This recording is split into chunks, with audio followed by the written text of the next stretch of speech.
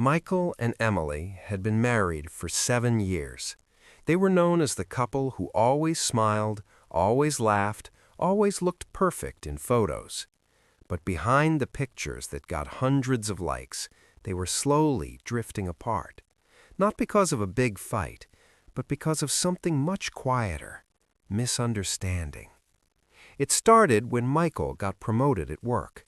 He was proud, but also overwhelmed. His new responsibilities demanded late nights, long emails, and constant problem-solving. He worked harder, thinking it would make Emily proud. But Emily started to feel lonely. She felt like she was slowly disappearing from her own marriage. One evening, Emily saw Michael texting someone late at night. She froze. Her heart raced. Her mind began to create stories. Why is he smiling at his phone? Who is he talking to? She didn't ask him. She assumed the worst. She let her thoughts fool her. Over the next week, her attitude changed. She became quiet. She avoided eye contact. She stopped greeting him at the door. Michael noticed, but he himself was stressed and didn't want to start another emotional storm. Instead of communicating, he also stayed silent. Two people hurting, two people guessing, two people being fooled by their own thoughts. One night after dinner, Emily finally asked, "Michael, is there something you want to tell me?" Michael looked confused. "What do you mean?" "You've been distant. You're always on your phone. You barely talk to me anymore." Michael exhaled deeply. I'm stressed. Work has been crazy. I'm just trying to do well so we can have a better future." Emily felt a wave of guilt wash over her. "Then why were you smiling at your phone that night?" Michael thought for a moment and then laughed softly. "Emily, I was reading a message from my boss. He sent a picture of his cat inside a filing cabinet. I wasn't texting anyone else." Emily's eyes widened. She felt embarrassed. All week she had punished him in her mind for something that wasn't even real. Michael gently took her hand. "Emily, don't be fooled by fear. Always come to me first. I'm your husband. We're a team." His words hit her heart, and Emily realized something important. Sometimes the biggest enemy of marriage isn't another person. It's the story you create inside your own head. But the damage was done. The distance between them still lingered. Emily wanted to fix things, but she didn't know how. So she decided to do something simple, something she had forgotten to do. She wrote him a handwritten letter. In the letter, she said, "I miss us. I miss the way we used to talk. I'm sorry for assuming. I promise to choose communication over imagination. I love you."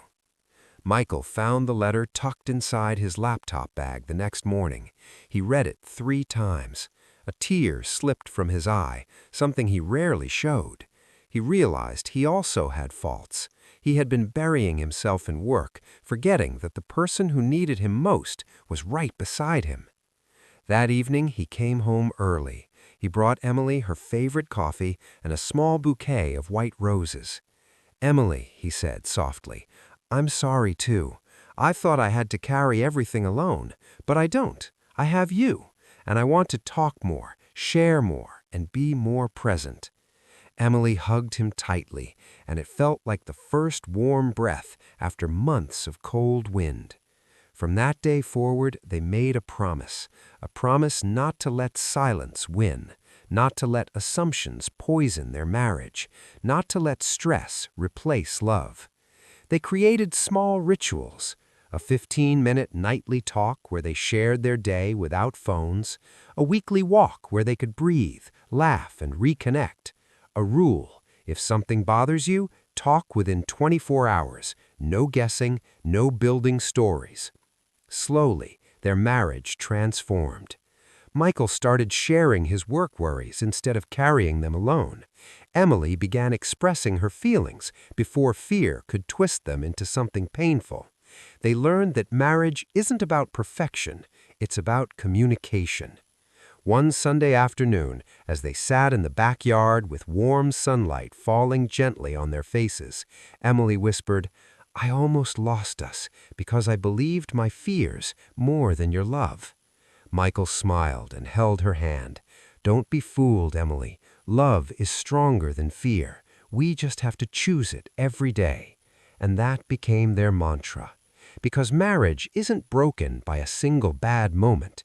It's broken by the lies we tell ourselves when we don't talk, and healed by the truth we share when we finally do. Michael and Emily understood something that most couples forget.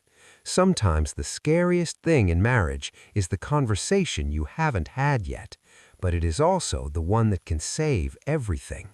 And from that moment on, they chose to face life together, not with silence, not with assumptions, but with honest hearts and open words. Don't be fooled by fear. Don't be fooled by silence. Don't be fooled by your thoughts. Talk, share, ask, because communication is the real key to a strong marriage.